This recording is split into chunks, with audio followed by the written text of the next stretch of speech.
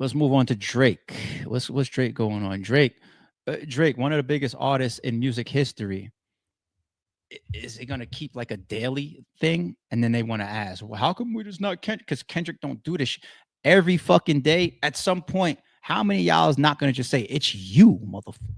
I'm done making excuses for Drake. I'm done being the guy that says, "Yo, like, why you keep misstepping? Why'd you do that? Why'd you do this? Why'd you go after that person? Why'd you?" No, I'm done. No more excuses for the guy. It's just him, people. It's just him. I'm at that point already with Young Thug. You want to tweet that shit and do that shit and possibly get yourself in trouble after winning your freedom back? It's you. We got to stop fucking covering up shit, covering up for people, giving people a million chances. You know what I'm saying? Like if there's smoke a million fucking times, like all you motherfuckers is ignoring it's him. It's Drake. He's in the headlines for some dumb shit every fucking day because it's him. All right? Drake fan or not, no more excuses for this fucking guy.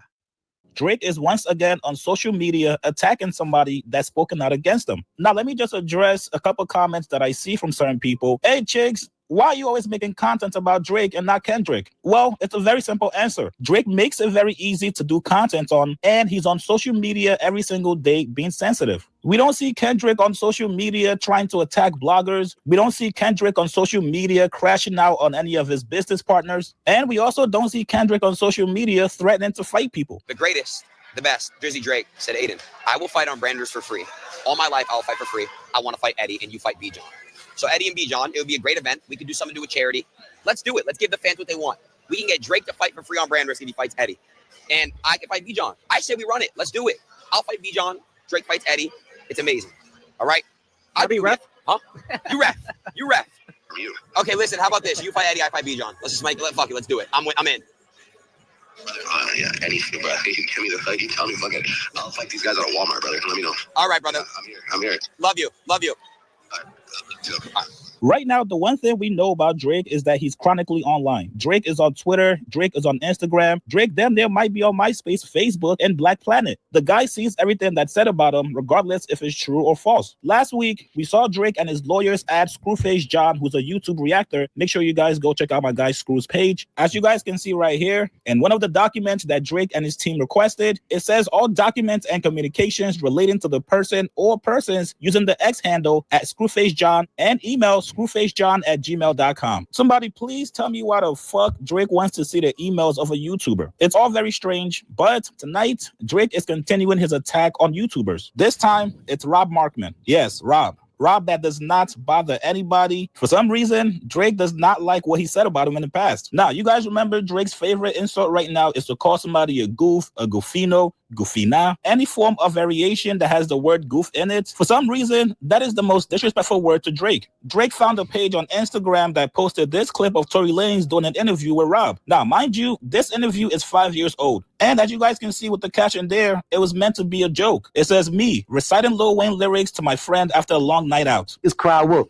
I'm on that dry kush. But when it comes to this paper, I stack bucks. You heard what I said?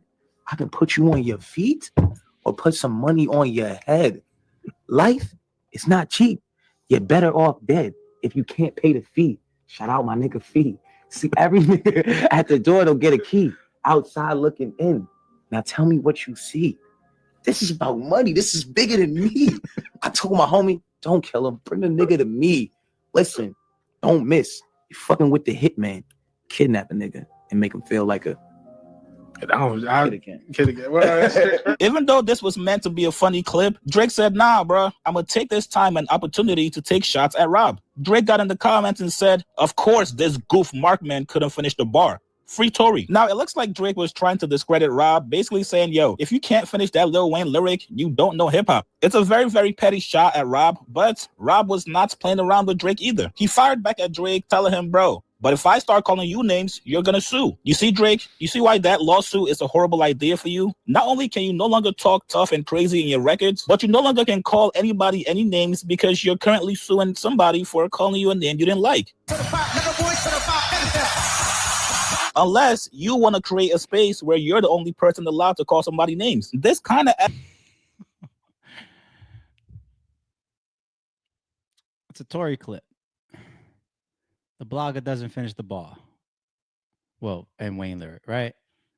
And Drake, all the way up there in cloud, whatever, right? Comes down to add a comment to diss the blogger or the interviewer and call him a goof. Now we know it's inspired because he might have said some things about you in the past. Hey, eye for an eye. You said something about me. I'm going to say something about you. I just don't know what world we exist in where that actually works consistently. All right. I mean, we're taught from kids. If everybody jumps off the bridge, should you jump off the bridge too? No, it's the follow teaching. Okay. And there are levels. There's supposed to be levels. Everybody's not equal in the world. Duh. I could turn that conversation into a million fucking examples. Everybody's not equal. Now, Drake would love to show that this blog and him are not equals. I've done this. I've achieved this. I've set this record. I've done that. I've been here. I have this. I have that. I'll buy you. I'll put money on. He would love to show that they're not equals and he's above him. And in many aspects, that would be true as far as achievements and accomplishments and impact and influence and money and success. And yeah, it would be true. So that means you guys are not the same, right? The same thing that you would use to try to create separation towards somebody else, to say we are not equals, is the same reasons why you're not supposed to go back and forth with that person or even come to a petty level of trying to insult that person. That person insults you, maybe that's why they are where they are and you are where you're at. Maybe. Me, I'm a podcaster, right? I'm talking about Drake right now. Drake ain't talking about me right now. If I was Drake level, I wouldn't have time to talk about Drake. That's how it works. We're not equal as far as what we do in the world of entertainment. And that's the reason why Drake is not supposed to turn around and say, yo, ARP, you know what I'm saying? The last card that you did, and I never liked King Los for Daylight anyway. Like, I heard you talking. You was bigging it up. Don't try to go backwards, Drake. We all heard that audio. Don't try to disrespect RBE now, nigga. He might not fuck with me now. Ever since the battle where I don't fuck with a lot of shit that Drake do. I don't really fuck with him as a man anymore. I fuck with his music and as an artist, and that's it. He probably like, fuck you too if I ever see your content. And that's okay. You know what I'm saying? But the last thing you want to do is inspire somebody that you're going to turn around and say is beneath you. What sense does that make? That's an oxymoron. You know what I'm saying? Now, people taking shots at you and talking shit about you all day long. If you're human, you might want to turn around every once in a while and address some of that shit and get some of that shit off of your chest. But Drake don't have enough picks. He don't have enough barriers, enough interpretation of like what I'm supposed to go after and what I'm not. I get it. You want to say something to LeBron and you guys are, I get it. You know what I'm saying? I forget this blogger's name. I see his content a lot. I respect what he does. I don't even remember his name. Drake, you don't create headlines for yourself in the midst of this lawsuit and this battle where public perception obviously is eating away at your fucking soul, and come down here and this person who is not known to a lot of people. And I hate that I'm talking like as if I'm giving him advice. I'm done with the advice type of shit. It's him. It's Drake. I accept it. So now we're just going to keep talking about it and breaking it all down and reacting to it. I ain't here scratching my head behind Drake no more. Ain't no more like, yo, why do you do that? I ain't doing that no more. If you ever see me doing that in the chat, please swarm me, troll me in the chat, say, ARP, you slipping, you're going backwards. Please. And other Drake news, Drake purchased Tupac's death row pendant. Drake has purchased Tupac's death row pendant from a collector, Alexander Bitar. Before this, it has been reported that Drizzy owns one of Pac's rings. Well, Kendrick rapped about that, right? The ring.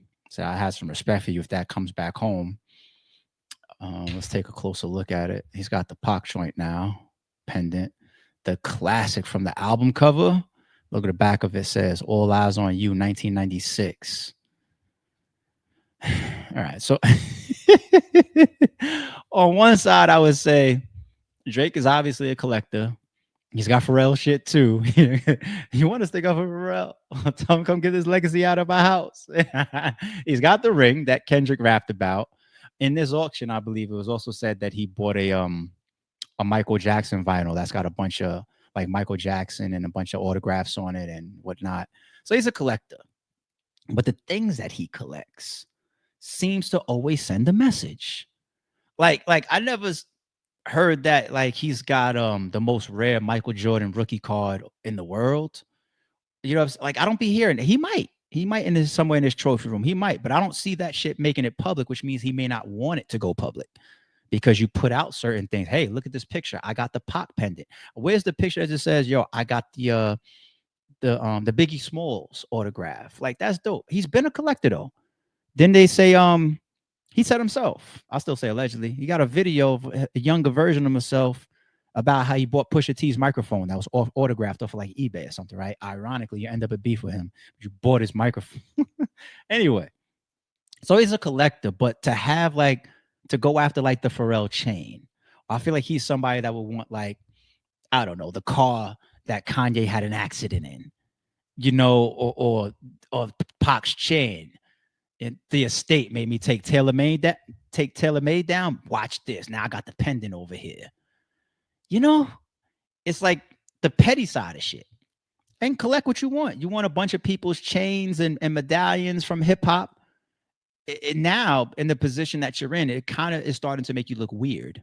It kind of makes you look like you're trying to have a piece of people that are truly appreciated and respected right now.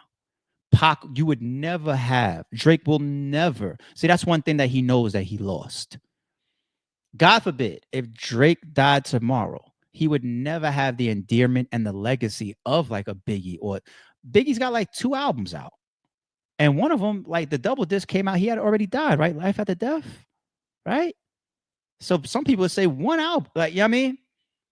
So to look at like a Big or a Jay or a Nas or a Pac. If I'm Drake, I realize that I'm supposed to be in this stratosphere from longevity, from albums, from numbers, from influence, from impact, from everything. I'm in the same room as these guys, but nobody respects me like they respect those guys. So if I wanted to go to the psychology level, I would say, Drake, are you trying to purchase a piece of what you will never be consistently? I ain't gonna do too much because then it's gonna be ARP is reaching. Don't bring that psychology shit over here. Not in this topic, ARP. Let it go. Let it go. All right.